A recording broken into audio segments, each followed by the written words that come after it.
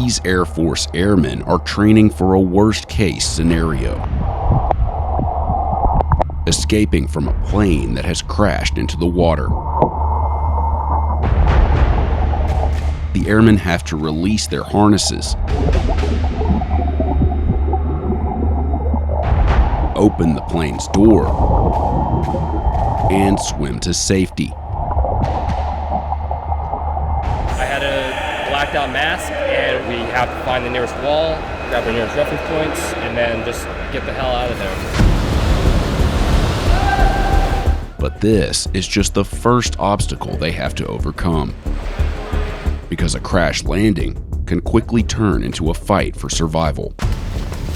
Should the worst happen, that's where we come in. We provide training for things like if you are in an austere location and you need to survive, up to and including encountering enemy forces and how you should deal with that.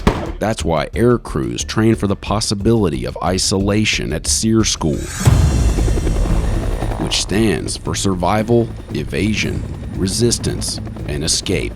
They spend 3 weeks learning what to do from the moment they escape a downed aircraft to the moment they're rescued. Anything can happen while you're out flying around. If you're over, enemy territory or even just over the ocean, things can go south really fast. And if that happens, then we need to know exactly what we're doing. If they do become isolated in a hostile environment, instead of getting picked up in 4 hours, they could have to live out here for days and weeks and potentially even months. Business Insider spent 5 days at Fairchild Air Force Base in Spokane, Washington, following different groups of students undergoing Air Force survival school.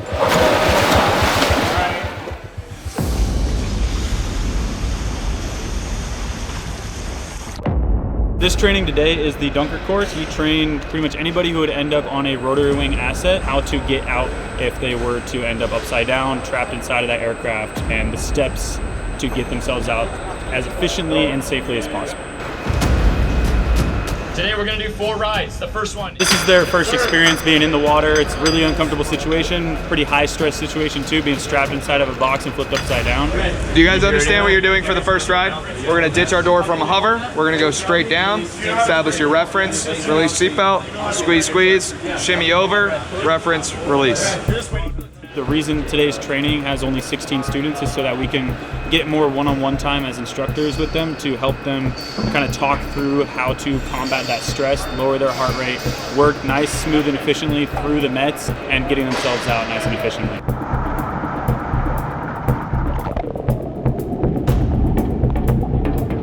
Just the whole being in the water portion was probably the most stressful. Being in the water, strapped down, it can be pretty freaky for most people.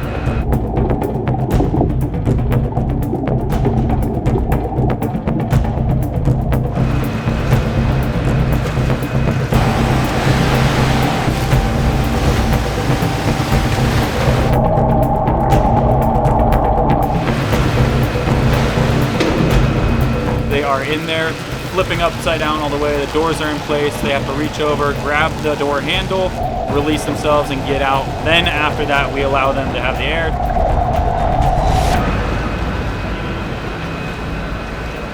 Real world, if there's that rotation, it's probably even more violent.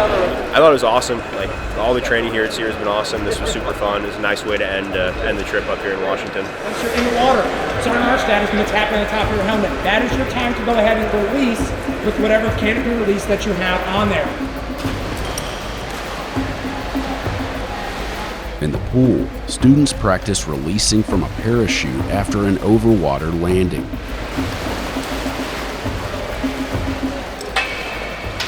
This thing broke on me, but other than that, good. Simulating high winds and the disorientation of being dragged through the water. If they're making an overwater landing in a high wind scenario, more likely than not, they're going to end up face first or on their back in the water getting dragged through.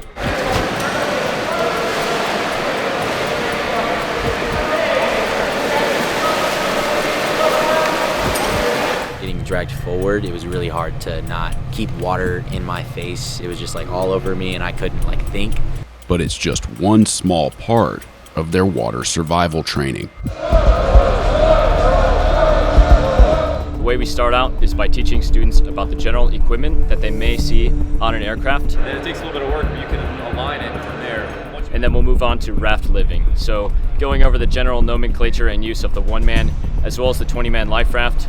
So I've identified land, I figured out how I'm going to travel to that land, and the last step that I need to do is safely make landfall. This is going to be an incredibly dangerous process. It could be a very violent process depending on where we land on that shoreline. So let's talk hypothetically real quick. What is the least ideal shoreline for me to land on? Rocky ledges, cliffs, any sort of wave activity, coral reefs, jagged edges, I'm just going to get absolutely torn into a million pieces. Oh, I see a spot!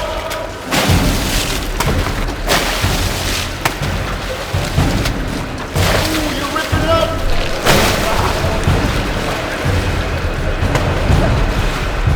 Hey, Mr. Cash! All right, how could you guys get this life raft to kind of sink a little bit down in the water? Deflate it. No, you don't stab a hole in it. Who said that? Yeah, deflate it. So you've got those the valves on both sides. The meat and potatoes of our raft living lesson comes down to the 5 A's. Air! There we go. Which stands for air, anchor, accessory, assist, and assess. Anchor! Underneath you, sir! As long as the students are utilizing these 5 A's, it basically provides them a framework for making decisions in an open sea survival situation. Once students complete water survival training, they're equipped with the skills necessary to survive for multiple weeks at a time in the open ocean environment. Ultimately, the end goal when you become isolated is to get recovered. And in order to accomplish this task of recovery, you have to have an understanding how to actually interact with this recovery devices. Force penetrator here, and then a naval rescue strap. I'm going to give you guys some general principles to be considerate of when you're being hoisted over whatever environment you're in. There is a seat on the bottom of the force penetrator. There's actually 3, but you need to make sure that 1 is deployed. And then you're going to post your foot on it and keep this device away from you. Get your foot on that seat so you can control that device. There you go. Now you can sit on it, you're good. Good, head to the side signal. And we want these students to be comfortable using these recovery devices because they may be using it under complex situations, they might be stressed out, there could be inclement weather, and there might be time constraints associated with that recovery.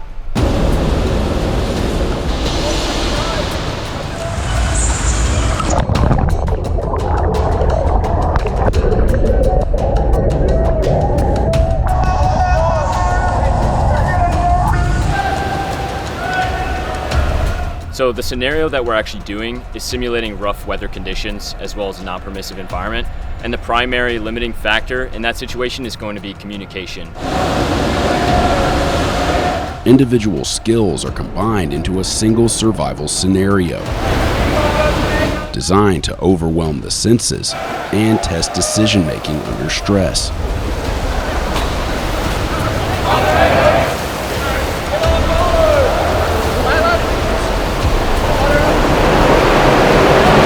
Once the students are inside the life raft, their main goal is to communicate, to go through their 5 A's like they learned earlier in training, and to protect themselves from the simulated environmental conditions that are happening.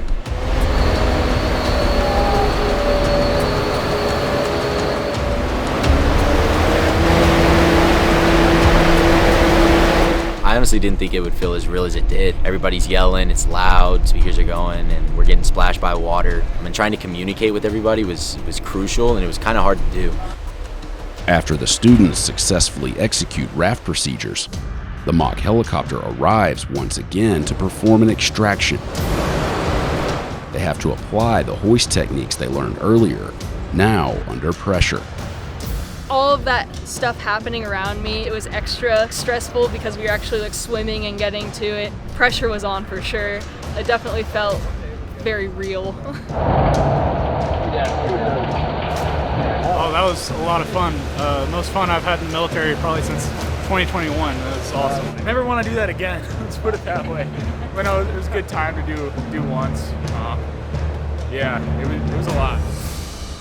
And our endpoint is up here. Starting off, we're in 35 degrees for 800 meters. And 100 meters, There is an east-west Jeep trail. So right now we're at the Air Force's SERE survival training area, and we're just figuring out how to survive in the woods after isolating incident.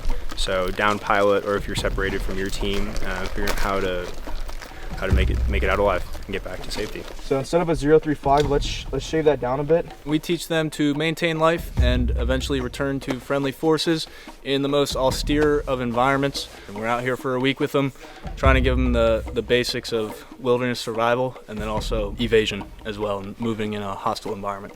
As we go north of this road, what color is this? What is this annotating? White. Which is Clearing. a clearing, right? So it's going to be either logged out or just... I just did the demo navigation leg, point-to-point navigation, and now the rest of the day is going to be on our students to lead us to a recovery site, and then from there we'll see where we have to go. But they know all the skills at this point. It's just up to them to implement them with their navigation checklist and their compass and their map. Keep a good distance between each other. Guys in the back especially, head on a swivel. All right?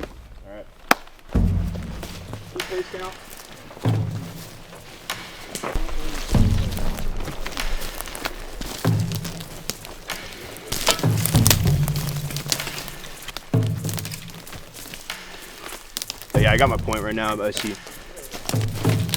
I was the lead navigator for the first leg, so plotting out the points we were going to go, start and finish, and then figuring out the distance. Had our team leader, he was the main guy keeping our pace count, so we sort of knew, based off that pace count, how much farther we had to go. Right after the road crossing, low vegetation, it starts to flatten. What was the orientation of the road? We have that? You got what direction? Yeah, it was southeast. Northwest Jeep trail. Northwest? How about the compass? Wait, no, that doesn't make sense. No, sorry, northwest. So we got southeast to northwest, you're saying? What's the point we were walking to? Like your identifiable point, your feature. That, it's not on the checklist. So you're at a tree? Walking? It was this branch right here. We'll go from here, but very important we don't lose that point, right? So we stay on our heading. All right, let's keep going. We had 800 meters we had to get to our final destination, so I took over at the halfway point and got us to our final destination, which we are here. Next is, I believe we have a little learning segment that we have to do, and then we're gonna navigate some more. I'm gonna show you guys how to determine where you are on a map using just the map, the compass, and some terrain features. So with the silhouette of that peak, you guys see how it's gradual off to the left side here, all right, and it gets a little bit steeper off to the right. All right, so I can either write it that way, or I can get a little bit more accurate and get out my compass and say, hey, it is gradual on the northeastern side and steeper on the southwestern side. Airman Gossett was showing us a way that you can determine your exact location based on picking 2 points and determining the angle where you are from that point, drawing the line on the map, and then that gives you your exact location if you just want to double check. So put the tip of your compass on the actual feature. We don't know what kind of electronic warfare techniques are going to be used in the future, so we're sticking with like sticks and stones pretty much.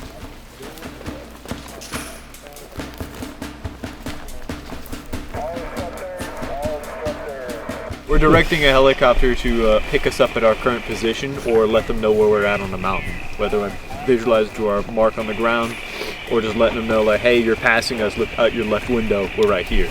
This would be a helo rescue situation.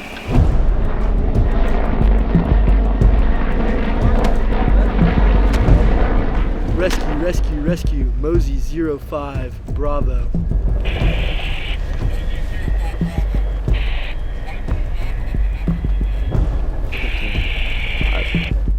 Two 50.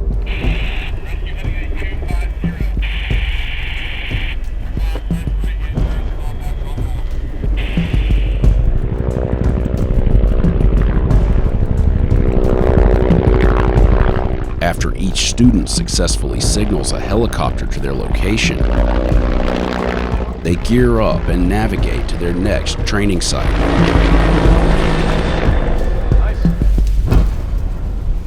Oh yeah, that's gonna be luxurious, trust me. Now I just need like a big whalebone, one of these sticks that's going to act as my ridge pole. If they do become isolated in a hostile environment, we're looking at potential timelines for the isolated person to get recovered way longer than what we saw in the Middle East. So instead of getting picked up in 4 hours, they could have to live out here for days and weeks and potentially even months. So the ability to build a good shelter that's going to protect you from the environment and from the enemy is of the utmost importance. That'll do. Now I want to make sure it's high enough for me to actually lay down in, because all my stuff is going to be built off of this.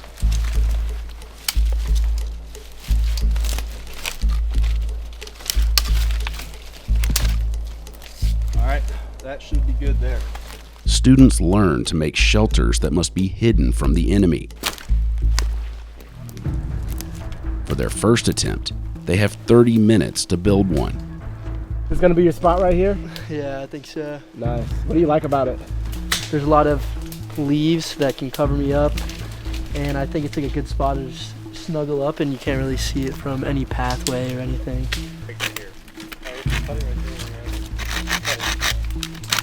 They've been sleeping in shelters up until this point in training, and now we're trying to tailor that into an evasion mindset. So all the same principles apply, but they're just trying to make them hidden. How's your shelter coming so far? I think it's going good. Just gotta figure out how to conceal myself a little better.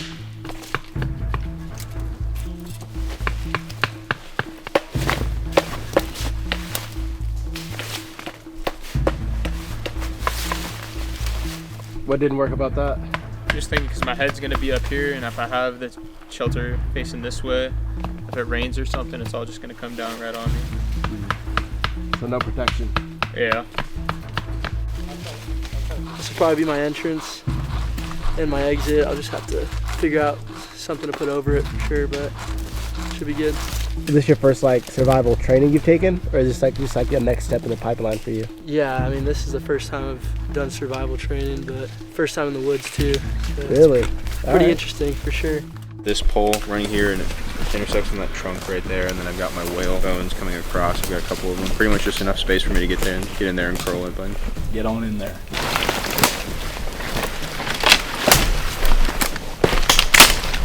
It's real low. I'll give you that. Real low. There is a sweet spot though, right? This one, I would say, is bordering on being too low to where we might just be wearing our poncho as a blanket in the middle of the night, right? Got it. And we want to avoid that. So yeah, so when we do this tomorrow, I'll just keep that feedback in mind and just try and improve on this. But overall, pretty good job on this one. Yeah, so right off the bat, first thing I would say is just the protection level, right?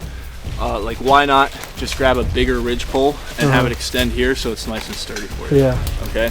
Hop on in there for me. Let's see how she holds up. See if you want to spend the night in there.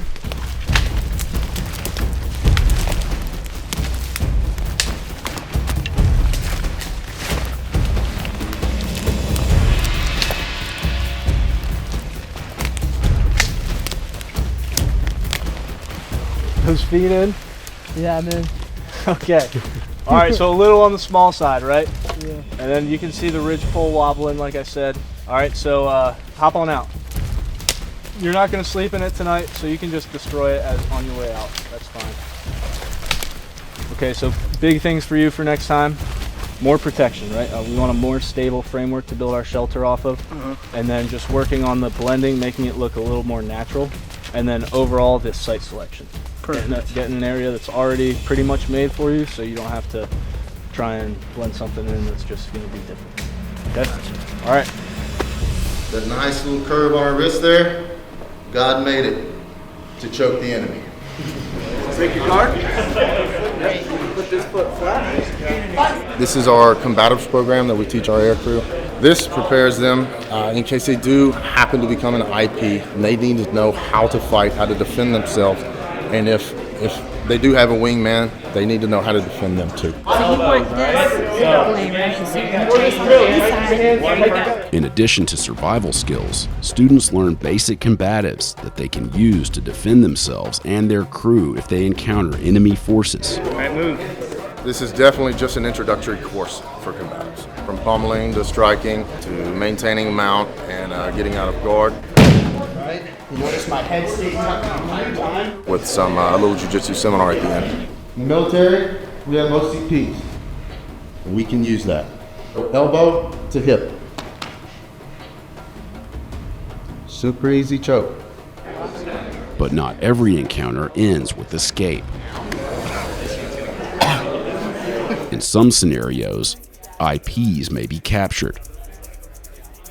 If that happens, survival depends not just on physical strength, but on the ability to resist exploitation and protect sensitive information. We cover all the spectrums of captivity or isolation, and resistance training is just one of them. These buses are waiting for the next class of students who will be taken to a classified location and undergo a simulated capture scenario based on real-world threats. I don't know what's gonna come next, to be honest. So that fear of the unknown, I'm trying not to really pay attention to that, but you know, it's still there. A lot of emotions running through me right now. Some fear, some nervousness, but thinking about hearing the stories of people that have gone through this training and have actually been a prisoner of war and detained in the war, it kind of motivates you as well. What we do here is we create a realistic environment so that these students can practice doctrine and policy to ensure that we can resist the enemy exploitation or anything that may include detrimental to the United States or our allies. Students must be deemed medically and psychologically fit by medical staff to ensure they can handle the mental and emotional toll of resistance training. Due to the classified nature of this training, our cameras were not allowed to film it.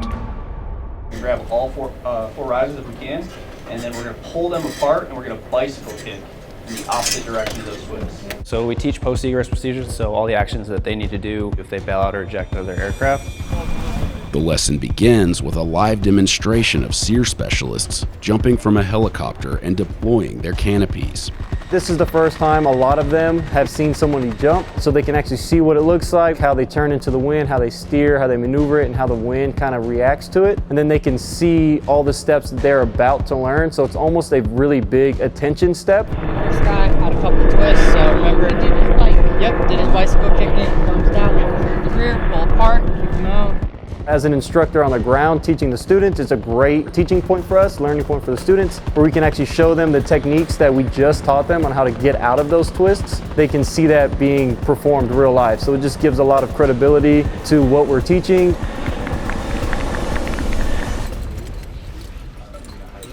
So this specific spot is really the first stop for anyone who's going through SERE training. This is where you go to learn the parachute landing fall, the personnel lowering device, and then pretty much high wind drags, how to release yourself from your canopy if you are being dragged on the ground. And land.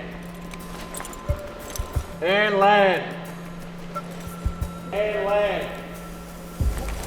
So the parachute landing fall is essentially the best way that the Army came up with landing under a static line parachute. Chin under chest, throw that hip out to the side, right? This is the way that has been proven to have the least amount of damage for your body, which if you're an isolated personnel, evading, surviving, obviously getting down to the ground in a good physical condition is a huge step in the rest of that process. And land.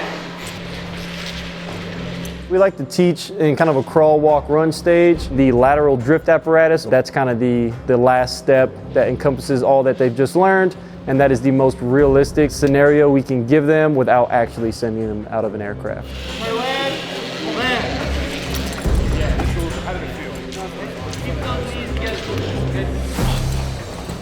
The chances of you getting dragged by that same canopy when you get down on the ground are pretty high. Yeehaw! Yeehaw indeed. Real life scenario, depending on what the winds are, if it's a really high wind day, getting dragged across the ground for a long time, you are going to sustain some sort of injuries. And so it all kind of goes back to making sure the IP or the isolated person is in the best condition as they can. I'm going to be like this. You'll be on your back first, yep. Okay. So you trace your risers Boom, down. this, boom, and then... Yeah, the easiest way to activate your desk cover is you use your pincher fingers and you're just going to pull down. Okay, when you're ready, give it a yeehaw. All right, yeehaw!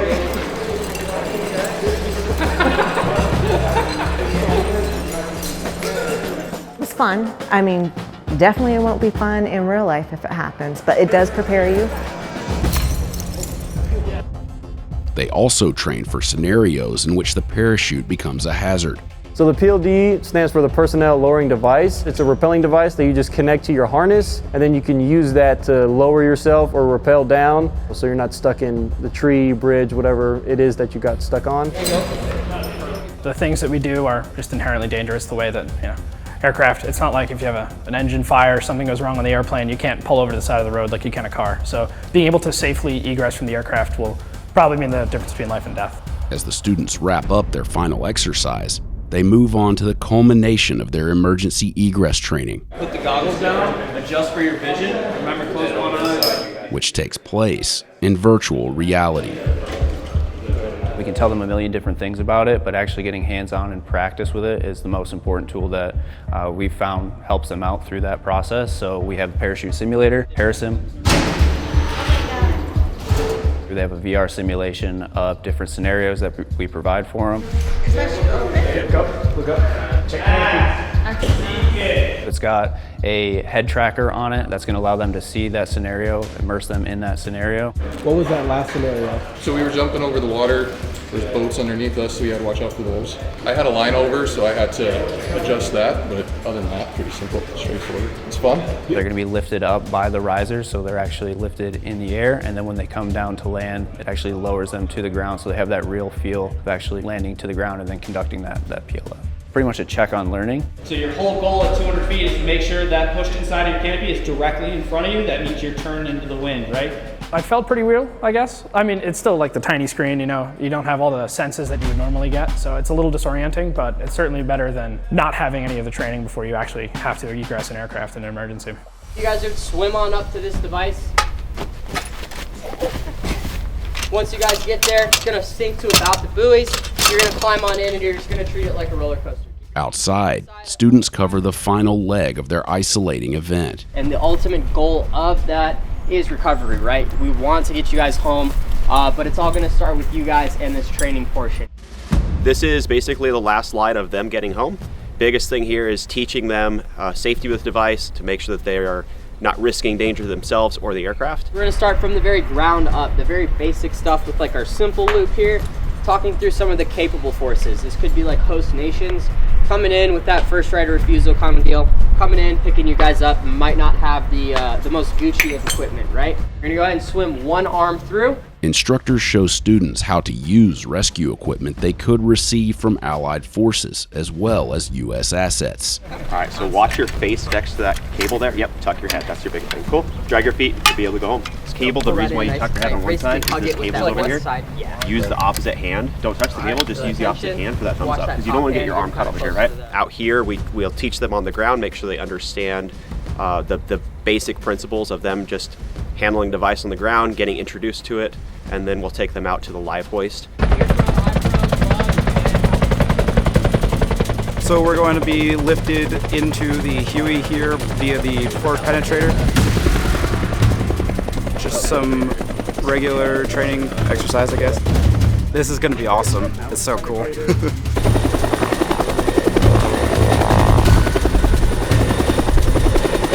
Try to just give them the most real, capable scenario we can. That way, when they are in a isolating event and need to be recovered, they've experienced that real situation. Now they can bring that to getting themselves back to safety. It was a little scary, I'm not gonna lie. I was going up, I'm strapped in, but heights, you're high up, it still feels like you can fall down, but they got it secured tight for sure. Yeah, honestly, it wasn't too bad. You can see, you can feel the helicopter kind of moving back and forth a bit. It was nice. It wasn't as bad as I anticipated. And then our last rule guaranteeing that I go home, what is that? You guys remember? Drag your feet. Drag your feet. So drag your feet to the last point of contact and get hoisted straight up. Does that make sense, everyone? Okay, does anybody have any questions? Welcome to my crib, MTV.